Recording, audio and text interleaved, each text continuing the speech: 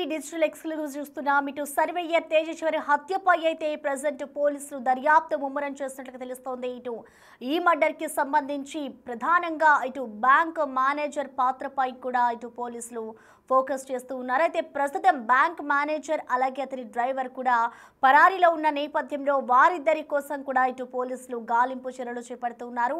ఈ హత్యకు సంబంధించి ప్రధానంగా బ్యాంక్ మేనేజర్ ఇప్పుడు కీలకంగా ఉన్నట్లుగా కూడా పోలీసులు అయితే దర్యాప్తు చేస్తున్నారు. ఇటు ఇద్దరి కోసం కూడా ప్రత్యేకంగా పోలీసుల బృందం అయితే గాలింపు చర్యలు చేపడుతోంది. అయితే పెళ్లికి ముందే ఐశ్వర్యకు బ్యాంక్ మేనేజర్తో వివాహేతర సంబంధం ఉన్న కారణంగా కూడా ప్రజెంట్ ఇటు బ్యాంకు మేనేజర్ని అయితే పాత్రపై అయితే ఇటు పోలీసులు ప్రధానంగా ఫోకస్ చేస్తూ ఉన్నారు.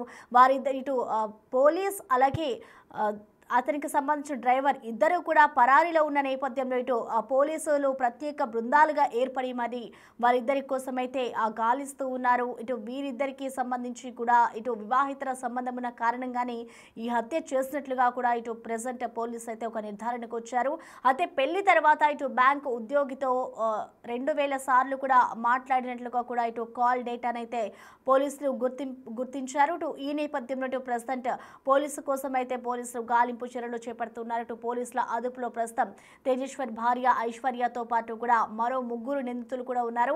ఈ నెల 17 నుంచి కూడా కనిపించకుండా కూడా ఇటు గద్వాల ప్రైవేట్ సర్వేయర్ తేజేశ్వర్ కూడా పోయిన పరిస్థితే కనిపిస్తోంది. ఇటు మరోవైపు చూసుకోవచ్చు, కర్నూలు జిల్లా పాణ్యం దగ్గర చెరువులో శవమై ఇటు తేజేశ్వర్ తేలాడు. మే 18వ తేదీన కర్నూలు జిల్లా కల్లూరు ఎస్టేట్కు చెందిన ఐశ్వర్యతో పెళ్లి జరిగింది. అయితే ఆ తర్వాత ఇటు తల్లిదండ్రుల వద్దని చెప్పినా కూడా వినకుండా ఐశ్వర్యతో అయితే వివాహం చేసుకున్నాడు. సో దీనికి సంబంధించి కూడా ఇటు పోలీసులు అయితే ఒక దర్యాప్తు చేస్తూ ఉన్నారు. ప్రజెంట్ ఇటు బ్యాంక్ మేనేజర్ అలాగే డ్రైవర్ ఎక్కడికి వెళ్లారు, కీలకంగా కూడా ఇటు వివాహితర సంబంధం ఉంది అన్నట్లుగా కూడా ఇటు పోలీసులు ఒక నిర్ధారణకు వచ్చిన తర్వాత ఇద్దరి కోసం కూడా ఇటు పోలీసులు ప్రధానంగా ఫోకస్ చేస్తూ ఉన్నారు. ఇటు మర్డర్లో బ్యాంక్ మేనేజర్ పాత్రపై కూడా ఇటు కీలకంగా ఫోకస్ చేస్తున్నట్టు తెలుస్తోంది. అయితే ప్రస్తుతం ఇటు మేనేజర్ అలాగే అతని డ్రైవర్ ఇద్దరు కూడా పరారీలో ఉన్న నేపథ్యంలో పోలీసులు అయితే పలు బృందాలుగా ఏర్పడి మరి ఇద్దరి కోసం గాలిస్తూ ఉన్నారు. ఇటు పెళ్లి తర్వాత కూడా బ్యాంకు ఉద్యోగితో ఐశ్వర్య దాదాపు 2000 సార్లు కూడా మాట్లాడినట్లుగా కూడా ఇటు కాల్ డేటానైతే ప్రస్తుతం పోలీసులు గుర్తిస్తూ ఉన్నారు. సో దీనికి సంబంధించి అసలు సిఐ ఏం చెప్తున్నారు అనేది ఒకసారి విందాం. లోకల్లో కృష్ణారెడ్డి బంగ్లా అతను తేజస్వి కుమార్ అనే అతను ఇంట్లోంచి వాళ్ళ పని 17వ తారీఖు మార్నింగ్ 9:30 కట్ట ఇంట్లోంచి వాళ్ళ పని మీద వెళ్ళాడు. నైట్ కూడా రాలేదు, ఫోన్ స్విచ్ ఆఫ్ వస్తుంది. అతను మిస్ అయ్యిందని చెప్పేసి మాకు కంప్లైంట్ రావడం జరిగింది. దాని మీద మేము మ్యాన్ మిస్సింగ్ కేసు కట్టినాం గద్వాల టౌన్ పిఎస్లో, క్రైమ్ నెంబర్ 134/2025 అందు సెక్షన్ మ్యాన్ మిస్సింగ్లో కేసు కట్టడం జరిగింది. దీనిగా ఇన్వెస్టిగేషన్లో భాగంగా మేము సీసీ కెమెరాలు వెరిఫికేషన్ చేయడం జరిగింది. సీసీ కెమెరాలో భాగంగా వెరిఫికేషన్లో మాకు తెలిసింది ఏంటంటే అతను కృష్ణారెడ్డి బంగ్లా దగ్గర అతను బైక్ అక్కడే పెట్టేసి వేరే ఒక కారు వచ్చింది, స్విఫ్ట్ డిజైర్ కారు. ఆ కార్ ఎక్కి వెళ్ళిపోయినట్టుగా గుర్తించినాం. ఆ కార్ నెంబర్ అవన్నీ ఐడెంటిఫై చేసినాం. వెళ్ళిపోయినాక మాకు వెరిఫికేషన్లో భాగంగా కర్నూలు ఆ కారు ఎర్రవల్లి దాటింది, తర్వాత పెబ్బేరు వైపు వెళ్ళింది, మళ్ళీ తిరిగి కర్నూలు వైపు వెళ్ళిందని గుర్తించినాం. బట్ ఆ కారు నెంబర్ని మేము కూడా ఐడెంటిఫై చేసి ఆ కారు అడ్రస్ ఉన్న అడ్రస్కి మేము కానిస్టేబుల్ పంపించడం జరిగింది. ఆ కారు ఓనర్ని మేము మొన్నటి రోజు మేము 20వ తారీఖు మేము వెరిఫై చేసినాం. అడిగితే నేను కారు రెంట్కి ఇచ్చిన సార్ అని చెప్పాను. నాగేష్ అనే వ్యక్తికి రెంట్కి ఇచ్చినామని చెప్పాడు. మేము అతను వెరిఫై చేస్తే అతను ఫోన్ స్విచ్ ఆఫ్ రావడం జరిగింది. దీని మీద అనుమానం వచ్చి మేము ప్రత్యేకంగా గద్వాల టౌన్ ఎస్ఐ గారి ఆధ్వర్యంలో ఒక స్పెషల్ టీం పెట్టేసి కంటిన్యూగా కర్నూలులో ఉండి ఆ కారు యొక్క వెరిఫికేషన్ చేసినాం. అయితే ఆ కారు వెరిఫికేషన్లో భాగంగా 17వ తారీఖు నర్వా టోల్ గేట్ నుంచి 17వ తారీఖే సాయంత్రం 5:30కి అక్కడి నుంచి పాస్ అయ్యి మళ్ళీ 7:30కి రిటర్న్ రావడం జరిగింది. మేము గుర్తించి ఆ చుట్టుపక్కల పోలీస్ స్టేషన్లు అందరికీ ఏదైనా గుర్తు సెలవుంచం ఎలాంటివి ఉన్నా మాకు ఇన్ఫామ్ చేయమని చెప్పినాం. అదేవిధంగా నిన్న సాయంత్రం మాకు ప్రాణ్యం ఎస్ఐ గారు మాకు కాల్ చేశాడు. సరే ఇట్లా ఒక అన్నోన్ డెడ్ బాడీ ఉంది, బాడీని తీసి ఇక్కడ గాలేరు నగర్ కాలువలో దాన్ని చెట్లలో పడేశారు, మీరు వచ్చి చూడండి, మీరు మిస్సింగ్ కేసు ఒకటి అయింది, ఇన్వెస్టిగేషన్ చేస్తారని తెలుస్తుందని చెప్తే మనం వెళ్ళి వాళ్ళందరినీ తీసుకెళ్ళి చూడటం జరిగింది. బాడీ మీద ఉన్న టాటూ అమ్మ అనే టాటూ ఆధారంగా ప్లస్ బాడీ మీద ఉన్న వస్తువుల ఆధారంగా అతన్ని వాళ్ళ ఫ్యామిలీ వాళ్ళు అతన్ని గుర్తించడం జరిగింది. ఇమీడియట్లీ బాడీని షిఫ్ట్ చేయడం జరిగింది. ఇమీడియట్లీ కర్నూలు హాస్పిటల్కి షిఫ్ట్ చేసినాం.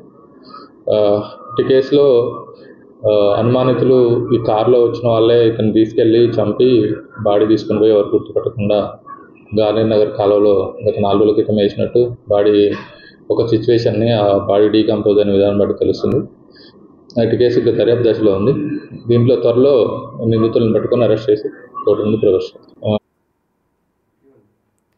సర్వేయర్ తేజేశ్వరి హత్యపై అయితే ఇటు ప్రెసెంట్ పోలీసులు దర్యాప్తు ముమ్మరం చేస్తున్నారు. ఇటు మర్డర్లో బ్యాంక్ మేనేజర్ కీలకంగా ఉన్న నేపథ్యంలో అతని కోసం అయితే ఇటు పోలీసులు గాలింపు చర్యలు చేపడుతున్నారు. ఇటు బ్యాంక్ మేనేజర్తో పాటు అతని డ్రైవర్ కూడా ప్రస్తుతం పరారీలో ఉన్న నేపథ్యంలో పోలీసులు అయితే పలు బృందాలుగా ఏర్పడి మరి ఇద్దరి కోసం అయితే గాలింపు చర్యలు చేపడుతున్నారు. ఇటు ఏదైతే మొన్న హత్య జరిగిందో ఈ హత్యకు సంబంధించి కూడా ఇటు కీలకంగా బ్యాంకు మేనేజరే ఉన్న కారణంతో అయితే ఇటు పోలీసులు అయితే ఒక దర్యాప్తు చేస్తూ ఉన్నారు. ప్రస్తుతం అయితే ఇటు పరారీలో మేనేజర్ అయితే అతని డ్రైవర్ ఇద్దరు ఉన్న నేపథ్యంలో వారిద్దరి కోసం అయితే ప్రత్యేక పోలీసు బృందాల కోసం కూడా ఇద్దరి కోసం గాలింపు చర్యలు చేపడుతున్నారు. ఇటు పెళ్లికి ముందే ఐశ్వర్యకు బ్యాంకు మేనేజర్తో వివాహేతర సంబంధం ఉన్న కారణంతో ఈ హత్యకు సంబంధించి కూడా బ్యాంకు మేనేజరే కీలకంగా ఉండే అవకాశం ఉంది అన్న నేపథ్యంలో కూడా ఇటు పోలీసులు అయితే దర్యాప్తు చేస్తూ ఉన్నారు. అయితే దీనికి సంబంధించి కూడా కంప్లీట్ డీటెయిల్స్ని అందించేందుకు మా ప్రతినిధి శంకర్ పూర్తి సమాచారాన్ని అందిస్తారు. చెప్పిన సంబంధం చేసుకోవడం తప్పు చేసిండా, లేకపోతే పిల్లాన్ని బాగా ప్రేమించి మంచి చూసుకోవడం ఆ తప్పు చేసిండా? ఏ తప్పు వల్ల మా బామ్మడిని ఇంత దారుణంగా చంపిండు సార్? అసలు సమాజం అసలు ఎటుపోతుంది సార్? అసలుకి కొంచెమన్నా ఆలోచన ఉండాలి. నిజంగా కనీసం అవును కొన్ని సంవత్సరాలు అయింది అంటే ఏమనుకోవచ్చు, ఒక నెల కూడా నిండలేదు పెళ్లి చేసుకొని. ఆ పిల్లోనికి కనీసం గోరంట్లా కూడా అలాగే ఉంది, గోర్ల పెయింట్ కూడా సేమ్ అలాగే ఉంది. 5 రోజుల తర్వాత మాకు కనిపించింది ఆ బాడీ. అసలు ఎంత దారుణంగా ఉందంటే చూడడానికి అసలు చూసి జీర్ణించుకోలేకపోతున్నాం మేము. అంటే 5 రోజుల క్రితం తేజేశ్వర్ గద్వాల్ నుండి కర్నూలు జిల్లాకు వచ్చారు. ఈ 5 రోజుల పీరియడ్లో తేజేశ్వర్ భార్య ఎక్కడ, తమ ఇంట్లోనే ఉన్నారా లేకుంటే తమ అమ్మ వాళ్ళ ఇంట్లో ఉన్నారా? లేదు సార్, వాళ్ళ ఇంట్లోనే ఉంటుంది. మా తేజ వాళ్ళ ఇంట్లోనే ఉంది. వాళ్ళ అమ్మ తర్వాత అమ్మాయి ఇద్దరు వాళ్ళ ఇంట్లోనే ఉన్నారు సార్. అంటే ఈ 5 రోజుల పీరియడ్ తమ భర్త మిస్సింగ్ అయ్యారంటూ కంప్లైంట్ ఇచ్చారు కదా, ఆ పీరియడ్లో ఆమె యొక్క రియాక్షన్ ఎలా ఉంది? అంటే ఆమె యొక్క ఫేస్లో కానీ అలా ఏదన్నా రియాక్షన్స్ ఉన్నాయి గతంలో? అస్సలు లేవు సార్. అసలు అమ్మాయి నేను అందరం చూసి షాక్ అయినాం. అదే క్వశ్చన్ వేసుకున్నాం, ఎందుకు ఆ అమ్మాయి కనీసం భర్త పోయాడనే ఆలోచన కూడా లేకుండా జస్ట్ నార్మల్గా తిరుగుతుంది, జస్ట్ మామూలుగా జస్ట్ టీవీ చూస్తుంది, ఏమంటే ఫోన్ చూస్తుంది, ఏమంటే ఫోన్ మాడుతుంది, ఫోన్ చాటింగ్ చేస్తుంది. అసలు ఏంటి ఇంతకీ అమ్మాయి ఇలా బిహేవ్ చేస్తుంది అని మాకు అనుమానం వచ్చింది. కాకపోతే కొంతమంది ఎట్లా ఉంటారంటే వాళ్ళ ఫేస్ ఎక్స్ప్రెషన్స్ని వాళ్ళు కొంతమంది చూపించుకోలేరు. అలాగానే ఉందేమో అని మేము అనుకున్నాం సార్. అసలు ఇలా ఇది తెలిసిన తర్వాత మేమైతే అసలు ఎలా రియాక్ట్ అయ్యేవాళ్ళు కూడా మాకు అర్థం కావలేదు సార్. ఇంత దారుణంగా కూడా ఎవరెవరు ఉన్నారు? ప్రధానంగా ఈ యొక్క తేజేశ్వర్ని హతమార్చినటువంటి ఘటనలో భార్యతో పాటు అత్తతో మేనేజర్ సమ్ అఫైర్స్ ఉన్నాయంటూ వార్తలు వస్తూ ఉన్నాయి. ఏం అసలు గతంలో ఎలాంటి పరిచయాలు ఉన్నాయి, వీరి మధ్య ఏముందంటారు సార్? ఈ అమ్మాయి తర్వాత వీళ్ళ అమ్మ తర్వాత మన కర్నూలు బ్యాంకులో ఒక అతను మేనేజర్గా చేస్తున్నట అతను, తర్వాత అతను కార్ డ్రైవరు, తర్వాత వాళ్ళకి సహకరించిన ఒకరిద్దరు అట్లా సార్. వాళ్ళ ప్రోద్బలంతోనే ఈ అమ్మాయిని ఎలా అంటే ఫిజికల్గా వాడుకోవడానికి ఏమనుకున్నో తెలియదు, కానీ ఈ అమ్మాయిని లోబడుచుకునేవాడు. తర్వాత ఒకవేళ వాళ్ళకి నిజంగా అంత ఇష్టం ఉంటే ఇంత దారుణంగా తీసుకొచ్చి మళ్ళీ పెళ్లి చేసుకొని తర్వాత మళ్ళీ తీసుకుపోయి వీని చంపడం అవసరం ఎందుకు వస్తుంది? ఒకవేళ ఇష్టం లేదంటే కానీ ఆ రోజే మాకొద్దు అని వదిలేసింటే మా తేజ మాకు ప్రాణాలతో ఉంటుండే సార్. మాకైతే వీళ్ళ మీద అంటే ఫస్ట్ నుంచి అనుమానం ఉంది, కాకపోతే ఎందుకు అంత ముందుగా ప్రొసీడ్ అవుదామని మేము ఎప్పుడు ఓపెన్ కాలేదు. తర్వాత ఈరోజు మన ఎంక్వైరీలో మనకు తెలిసింది ఏమంటే వీళ్ళ ఈ అమ్మాయి వల్లనే, తర్వాత వాళ్ళ మేనేజర్ వల్లనే, తర్వాత వాళ్ళ అత్త వల్ల వీళ్ళ వందలో వాళ్ళకి కావాలని ట్రాప్ చేసి దూరంగా తీసుకెళ్ళి అంత దారుణంగా చంపి కనీసము బాడీని మొహం కూడా చూసుకోలేకుండా విధంగా ఉంది సార్. అసలుకి చూసి మేము తట్టుకోలేకపోతాం సార్. అయితే తేజేశ్వర్ వాళ్ళ బ్రదర్ ఉన్నారు, చెప్పండి. మీ బ్రదరు 5 రోజుల క్రితం వెళ్ళే సమయంలో ఏం చెప్పి వెళ్ళారు? అంటే గతంలో వీరికి ఎలాంటి అఫైర్స్ ఉన్నాయి? మీ బ్రదరు యొక్క వైఫ్కి కావచ్చు లేదా మేనేజర్కి గతంలో ఎలాంటి రిలేషన్ ఉంది? వాళ్ళు ఫస్ట్ మా ఇంటికి వచ్చినప్పుడు మ్యాచ్ ఇది అరేంజ్డ్ మ్యారేజ్ అనుకున్నాం సార్. ఫస్ట్ వాళ్ళు మా ఇంటికి వచ్చినప్పుడు అమ్మాయి వాళ్ళ మామయ్య మా తమ్ముడు ఇద్దరు ఫ్రెండ్స్ అనమాట 8 years నుంచి.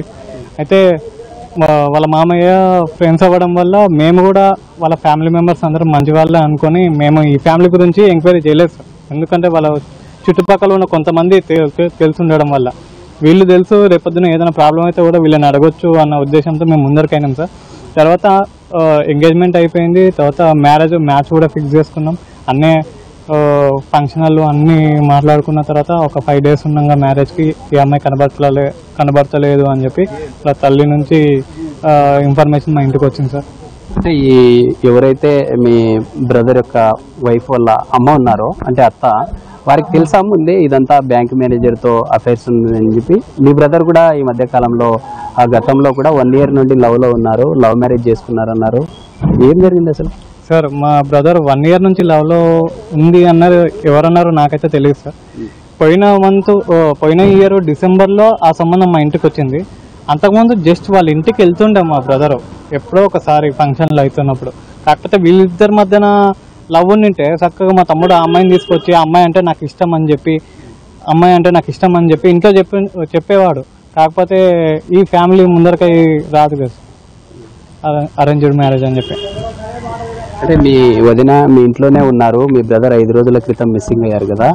అంటే మీ వదిన మీద మీకు ఎప్పుడు డౌట్ వచ్చింది, ఎలా తెలిసింది అసలు? నాకు ఫస్ట్ నుంచి అమ్మ మీదనే డౌట్ సార్. ఎందుకంటే మ్యారేజ్ అయిన రోజు నుంచి నేను ఇంట్లో లేను సార్, నేను బయటకు వచ్చేసిన. యాక్చువల్గా వాళ్ళ మ్యారేజ్ని నేను ఫస్ట్ నుంచి వ్యతిరేకిస్తూనే ఉన్నాను సార్. మ్యాచ్ క్యాన్సిల్ అయినప్పుడే నేను వారి గురించి ఎంక్వైరీ చేయడం స్టార్ట్ చేసిన. ఇట్లా సో వేరే వాళ్ళ నుంచి నాకు ఇట్లా కొన్ని సో మ్యాటర్లు తెలిసినాయి. వాటిని నేను ఇంకా కన్ఫర్మ్ చేసుకునే లోపే మా తమ్ముడు ఈ అమ్మాయిని మ్యారేజ్ చేసుకోవడం జరిగింది సార్. నేను అది అందుకే నేను ఇంటి నుంచి బయటకు వచ్చేసాను. ఏ రోజైతే అమ్మ నాన్నను మా తమ్ముడిని మంచిగా చూసుకుంటుంది అనే నమ్మకం నాకు వచ్చినప్పుడు నేను ఇంటికి వస్తున్నాను చెప్పి నేను బయట ఉన్నాను సార్. అయితే 17th నైట్ నాకు కాల్ వచ్చింది సార్, మీ తమ్ముడు కనబడట్లేదు అని చెప్పి. ఆ రోజు నేను ఇంటికి వచ్చాను సార్. వచ్చిన తర్వాత నెక్స్ట్ డే మార్నింగ్ పిఎస్లో కంప్లీట్ ఇచ్చాను సార్. అయితే మరి కొంతమంది వారి రిలేషన్ ఉన్నారు అని చెప్పండి. తేజేశ్వరు గ్రామంలో ఎలా ఉండేవారు, అంటే ఈ జరిగిన ఘటనని ఎలా చూడాలి? అసలు అక్కడ ఆల్మోస్ట్ వారి అత్తకి కూడా తమ కూతురుతో బ్యాంక్ మేనేజర్తో అఫైర్స్ ఉన్నాయని తెలిసి కూడా ఇలాంటి సంబంధం చేశారు, ఎలా చూడాలి? దయచేసి 2 తెలుగు రాష్ట్రాలు అయినటువంటి ప్రభుత్వాలు కూడా ఇటువంటి విషయాల్లో కొద్దిగా కఠినమైన చర్యలు తీసుకోవాలి. వివాహ బంధం అనేది చాలా తూడుకుపోతుంది. అంటే కారణం నెల లోపలనే పిల్లలు ఇంత వడిగట్టడానికి కారణమైనటువంటి బ్యాంక్ మేనేజరు అక్రమ సంబంధమే ఈ బాబుకు హత్య దారి తీసింది అనేది పోలీసులు తెలుస్తున్నారు. ముఖ్యంగా దాదాపు పోయిన నెల 18నే బీచ్పల్లి దేవాలయంలో మ్యారేజ్ చేసుకున్నాడు. 17వ తారీఖు రోజే బాబుని కిడ్నాప్ చేసి, మరియు కిడ్నాప్ చేసిన టైంలో మా అన్నయ్య మా బాబు వాళ్ళందరూ వెళ్ళి పిఎస్ పోలీస్ స్టేషన్లో ఫిర్యాదు చేయడం జరిగింది. ఫిర్యాదు చేసిన వెంటనే పోలీసులు రంగంలో దిగి ఎక్కడైతే ఏదైతే ఉందో వెంటనే ఏదైతే తేజ భార్య ఉందో భార్యని వాళ్ళ అమ్మని పోలీసు వారు తీసుకెళ్ళి విచారణ చేస్తే, ఆ విచారణలో మెయిన్గా భార్యని కిరాయి అంతకుల చేత హత్య చేయించబడిందని చెప్పి కొంత ఊహానాలు వస్తున్నాయి. దాని పోలీసులు కూడా ఎటువంటి పరిస్థితుల్లో తెలుగు రాష్ట్రాల్లో ఉన్నటువంటి, ఎందుకంటే అటు తెలంగాణలో ఉన్నటువంటి అబ్బాయి, ఇక్కడ రైల్సీమలో ఉన్నటువంటి ఆంధ్రలో ఉన్న అమ్మాయి, ఈ విధంగా మరోసారి ఎవరికి ఇటువంటి జరగకుండా వీరిని వెంటనే న్యాయస్థానాలు కానీ మన ప్రభుత్వాలు కానీ కఠిన చర్య తీసుకొని ఏదైతే ఈ హత్య చేశారో ఆ నిందితులను వెంటనే ఉరిదీయాలని చెప్పి కూడా మేము డిమాండ్ చేస్తున్నాం. ఎందుకంటే ఓవరాల్గా ఎంతమందిని ఐడెంటిఫై చేశారు? ఇప్పటికే ఈ భార్యతో పాటు అత్తని కూడా పోలీసులు అదుపులోకి తీసుకున్నారన్నారు. అంటే ఇప్పటికే పోలీసులు మొత్తం ఓవరాల్గా ఎంతమందిని అదుపులోకి తీసుకున్నారు? ఇప్పుడు దాకా 2 తీసుకున్నారు, తల్లి కూతురులని. మిగతా పోలీసు వారు వారి యొక్క విచారణలో తెలుస్తారు. మళ్ళీ తెలిసిన తర్వాత వాళ్ళు ఎవరు ఎక్కడ హత్య అనేది ఇంకా క్లియర్ తెలుస్తలేదు. మేమంతా పోస్ట్ మార్టం దగ్గరకు వచ్చాం. మరి 2-3 రోజుల్లో పోలీసు వారికి ముఖ్య విజ్ఞప్తి ఏంటంటే, ఇటువంటి కేసులని భవిష్యత్తులో పునరావృతం కాకుండా ప్రభుత్వాలు కఠిన చర్యలు తీసుకోవాలని చెప్పి మా యొక్క బాబు తరఫున మేమందరం డిమాండ్ చేస్తున్నాం. దయచేసి ఈ విషయాలంతా కొంత సోషల్ మీడియాలో కూడా బాగా ప్రచారం చేసి ఆ కుటుంబానికి అందరూ న్యాయం చేయాలని చెప్పి మేమందరికీ విజ్ఞప్తి చేస్తున్నాం. ఇది మొత్తంగా నెల క్రితమే ఈ యొక్క మ్యారేజ్ జరిగింది. మ్యారేజ్ జరిగిన తర్వాత ఈ సర్వేర్ సంబంధిత పని కోసం ఇక్కడికి పిలిపించి ఈ యొక్క ఘటనకు ఒడిగట్టారంటూ ఆరోపిస్తున్నారు. అన్న చెప్పండి, ఈ జరిగిన ఘటనని ఏ విధంగా చూడాలి? ఇప్పటికే దాదాపుగా మ్యారేజ్ జరిగి 1 month అయింది. పారాణి ఆరక ముందుకే ఈ ఘటన జరిగింది. ఎలా చూడాలి? అంటే ఇది ముందు నుంచే వాళ్ళకు ఉద్దేశపూర్వకంగా వాళ్ళు ఇది పక్కా ప్రణాళికతో ఆ పిల్లోడు వచ్చేసి వృత్తిరీత్యా సర్వేర్ ఆ పిల్లోడు కాబట్టి ఈ ప్లాన్ ఏ విధైతే అంతం చేయాలనేది వాళ్ళ దృష్టిలో ఉంది. కాబట్టి ముందు నుంచే ప్రిపేర్డ్గా ప్లాన్ చేస్తూ ఎక్కడ తిరుగుతున్నాడు ఏం కథ అనేసి వాళ్ళు ఆలోచించి అతని సర్వేర్ కోసము ల్యాండ్ కోసం బయటికి పిలుచుకొని వచ్చి ఒక వెహికల్ తీసుకుని వచ్చి ఉద్దేశపూర్వకంగానే అతన్ని హతమార్చినారు. హతమార్చడానికి ముఖ్య ఏమి అంటే 3 రోజులు అయిపోయింది, 4 రోజులు అయిపోయింది, ఏ విషయం తెలియదు. ఎందుకు అంటే అందరూ ఎటువంటి శత్రువులు లేరు, ఏం లేరు కదా అనేటువంటి దాంతో ఉన్నారు. అయితే వాళ్ళ భార్య కాల్ డేటా ఆధారంగానే ఈ అబ్బాయి ఈ విధంగా అనేది వాళ్ళ ఎవరైతే బ్యాంక్ మేనేజర్ అయితే ఏమి, వాళ్ళ డ్రైవర్ అయితే ఏమి, వాళ్ళవి రావడం జరిగింది. అయితే వాళ్ళ ఫోన్ నెంబర్లు రావడం చేతనే తర్వాత నిన్న సాయంత్రము ఒక ఫోన్ కాల్ రావడం, ఇక్కడ ఒక మృతదేహము ఒక అబ్బాయి అన్న చెప్పడం చేత అక్కడ పిన్నాపురం పోవడం జరిగింది. అక్కడ నుంచి మృతదేహం తీసుకురావడం జరిగింది. కాబట్టి దాదాపు ఈ ఘటన జరిగి 5 రోజులు అవుతుంది. పోలీసుల అలసత్వం వల్లే లేట్ అయిందంటారా? అంటే ఏం జరిగింది అసలు? పోలీసుల అలసత్వం దీనిలో ఉంది. ఎందుకు అంటే వాళ్ళు పోయిన రోజే విచారణ జరిపింటే తేజేశ్వర్ అనే వ్యక్తి బతికేవాడేమో. కానీ ఏమి అంటే వాళ్ళు ఏదో కుటుంబ కలహాలు అనుకోండి, ఇంకోటి ఏదైనా అనుకోండి, ఇంకా రాలే కదా రేపు వస్తాడులే అనేటువంటి ఉద్దేశంగా వాళ్ళు నిర్లక్ష్యం వహించారు. లేదు ఆ రోజే వాళ్ళు కానీ కాల్ డేటా ఆధారంగా తీసిండే ఆ 12 గంటలకు ఎప్పుడైతే స్విచ్ ఆఫ్ అయిందో ఆ రోజు నుంచి ఎక్కడికి పోయింది ఏమో తీసింటే ఆ రోజు విషయం ఇంత జరగకపోవచ్చేమో అని నా యొక్క ముఖ్య ఉద్దేశము.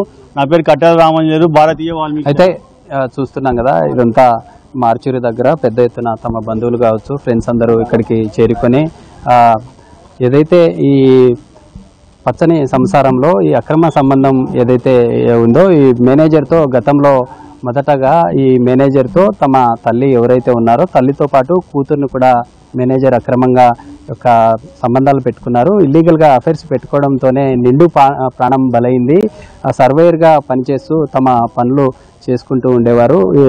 అక్కడ ఉండే రైతులు కావచ్చు లేదా ప్రజలతో చాలా బాగుండేవారంటూ కూడా స్థానికంగా ఉన్నటువంటి బంధువులు చెప్తున్నటువంటి పరిస్థితి అయితే కనిపిస్తుంది.